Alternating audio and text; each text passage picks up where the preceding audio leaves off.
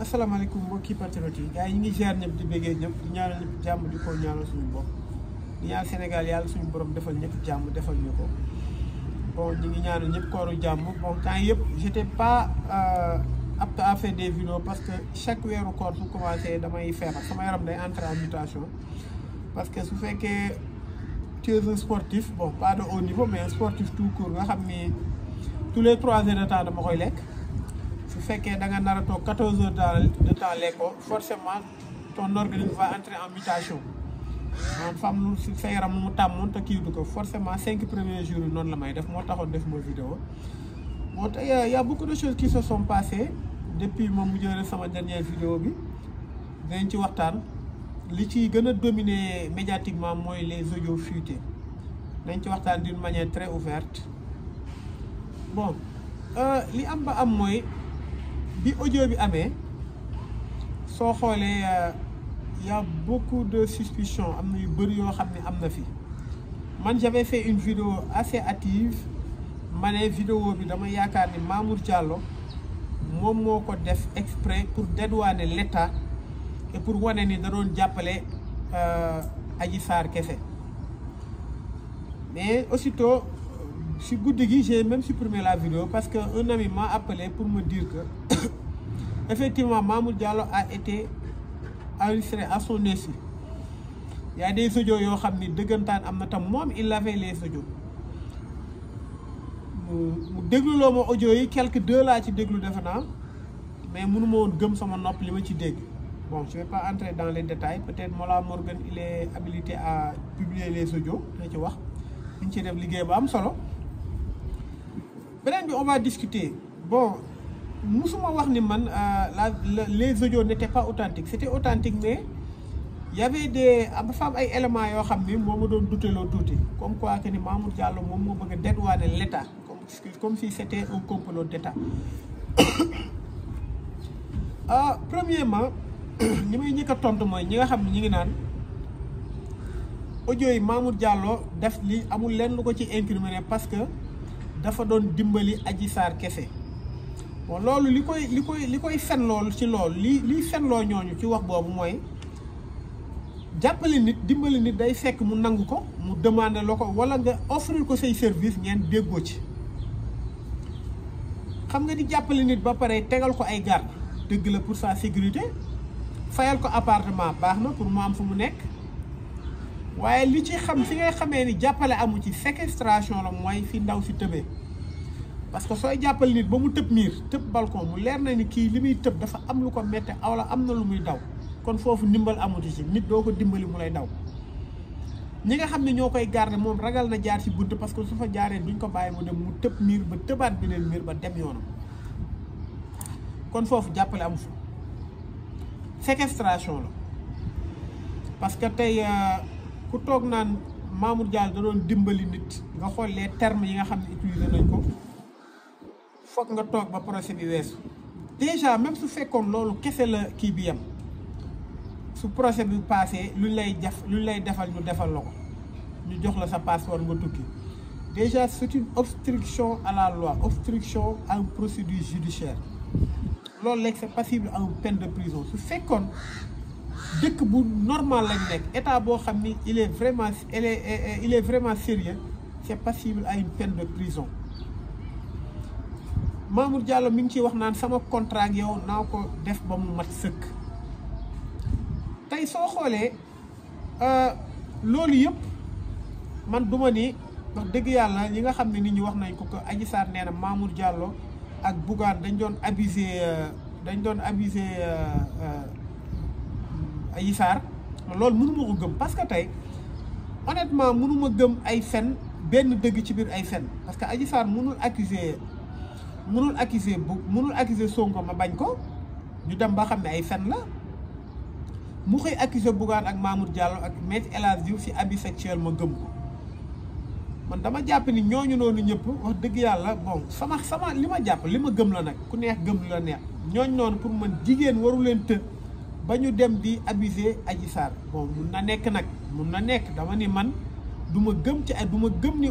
Ousmane Sonko séqul ak lu toll ni tarafatal ay nag Adji Sarr ma koy nangul Adji Sarr li mu wax ci Bougane su ma ko waxee je serais vraiment malhonnête, ce serait de mauvaise foi de ma part. Mais li am ba am mooy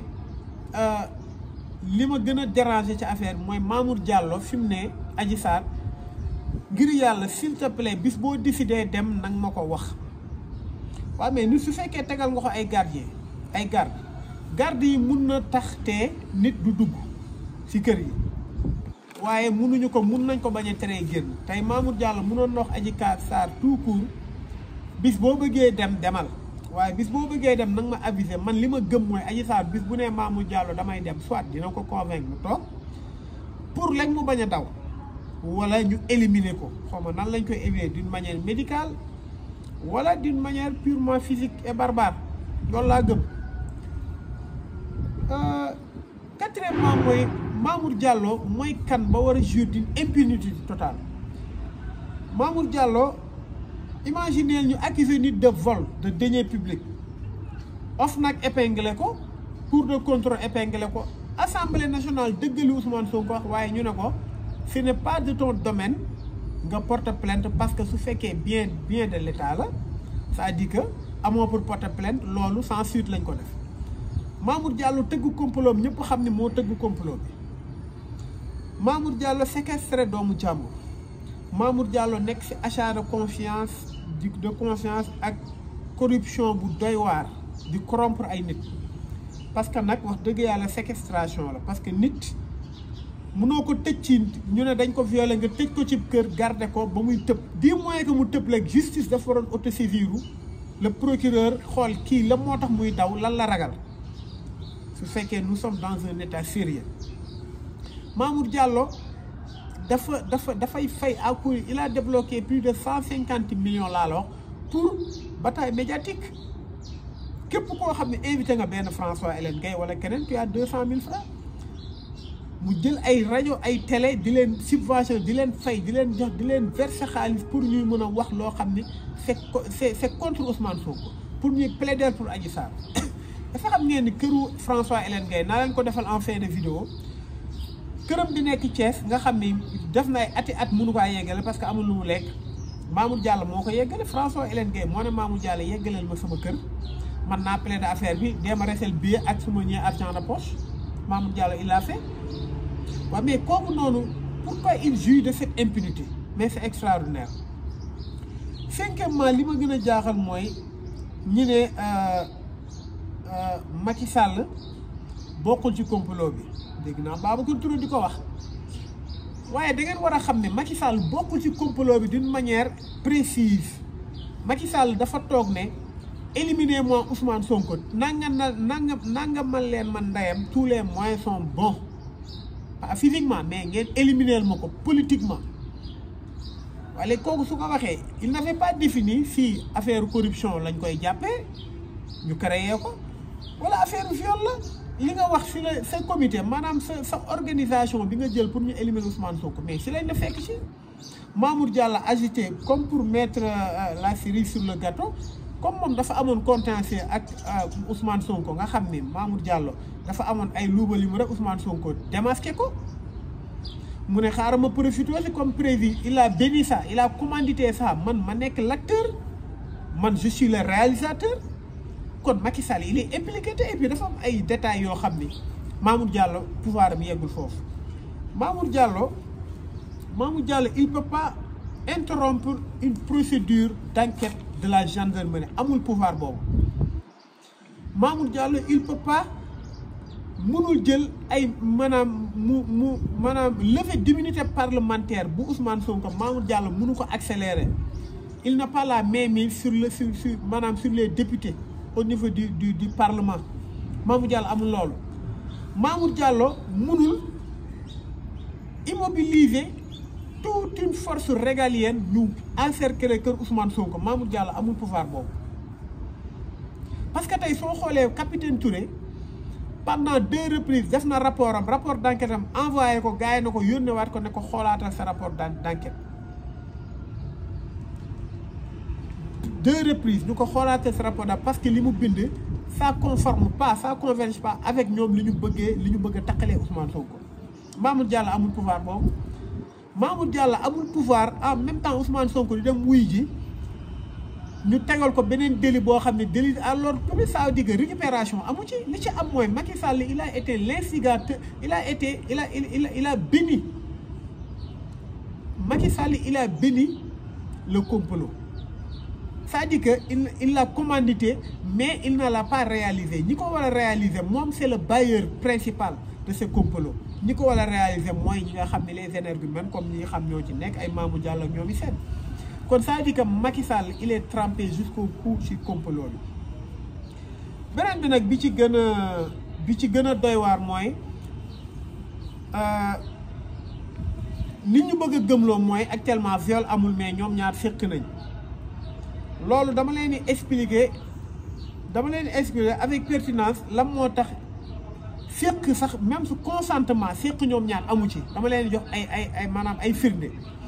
Premier bi Malick Sall ministre de la justice dafa ni Ousmane Sonko ak Adji Sarr viol amu fa moom moo ko ak ñeneen ñoo xam ne c'est des justiciers du Sénégal wax nañ ko. Waa léegi dama leen wax ñetti mbir moo mun a tax ay nit séq benn bi mooy viol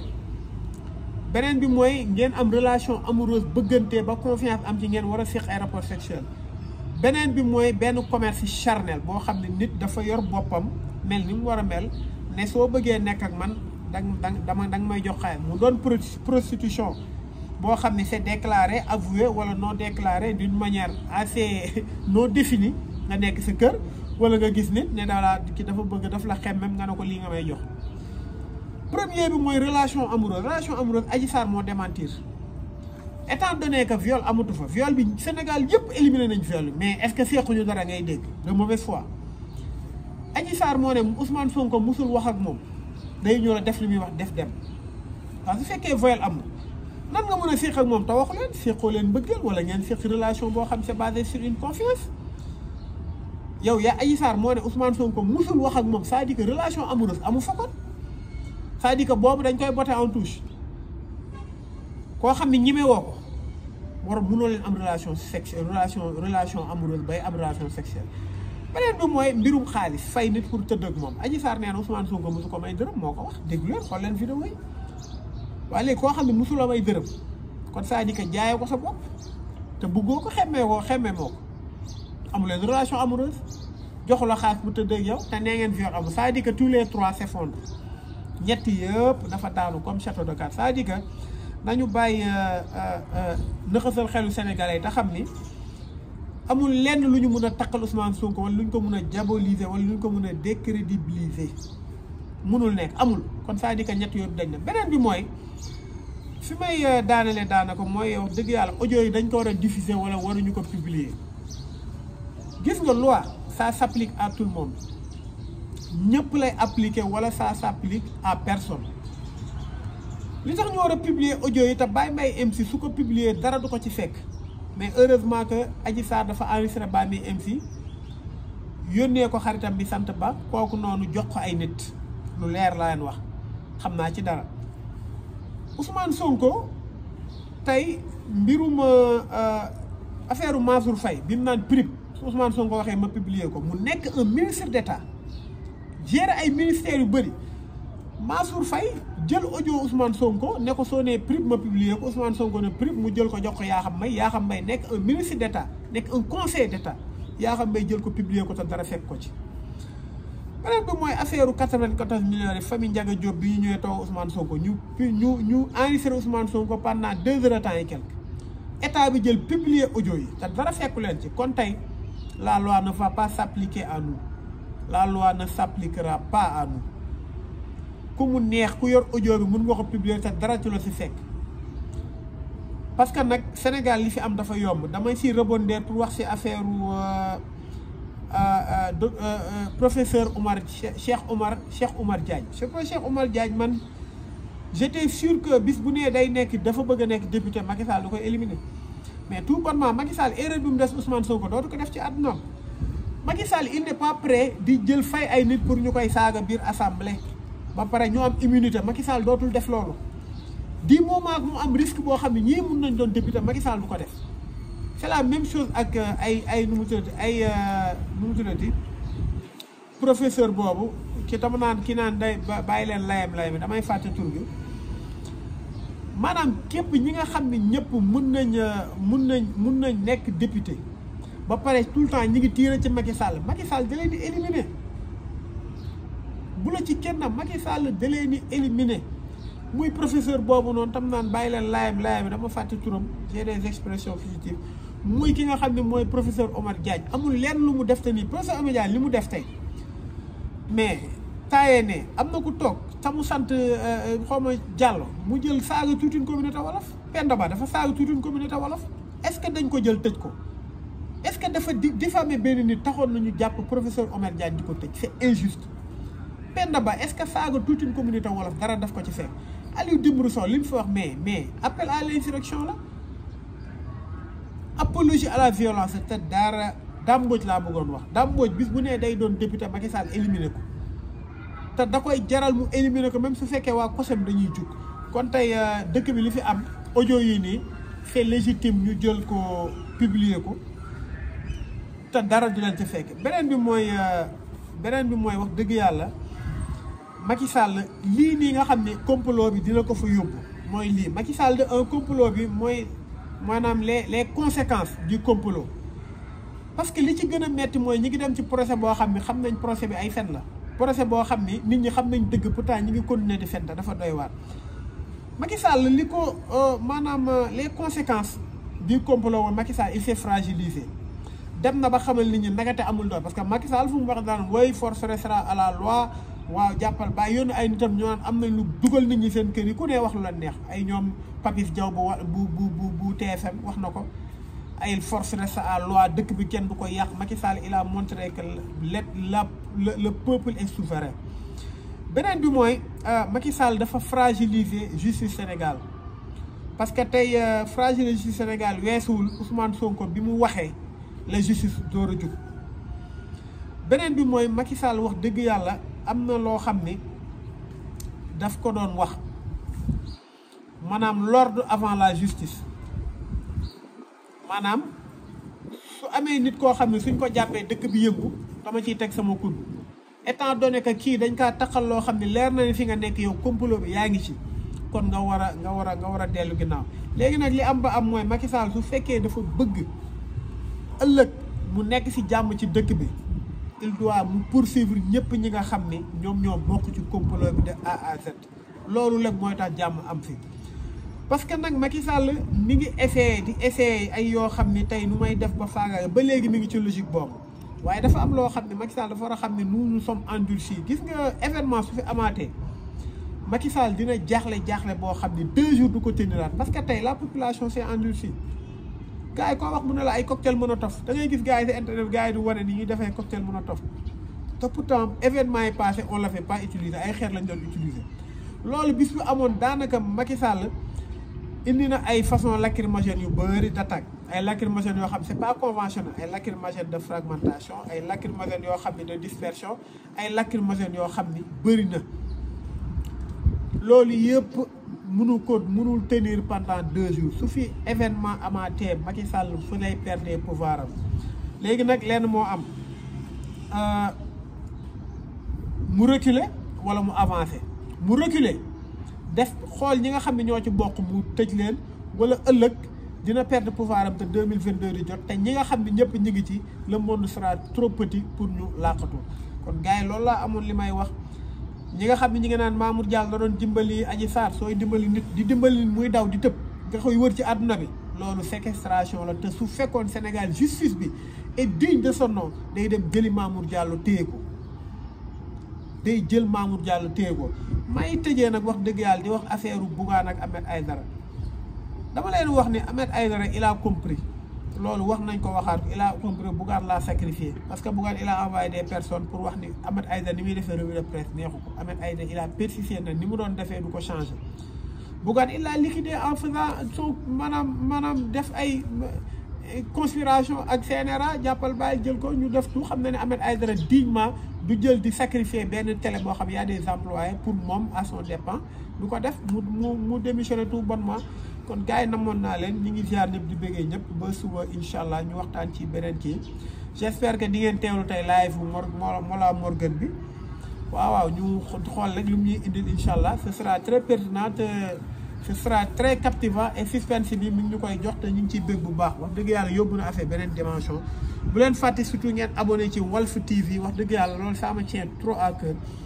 képp koo xam abonné ci mën na abonné ci Walf TV loolu sax moo ma gën a ñor wax dëgg yàlla gars yi ñu ngi ziar ñëpp di bëggee ñëpp wasalaam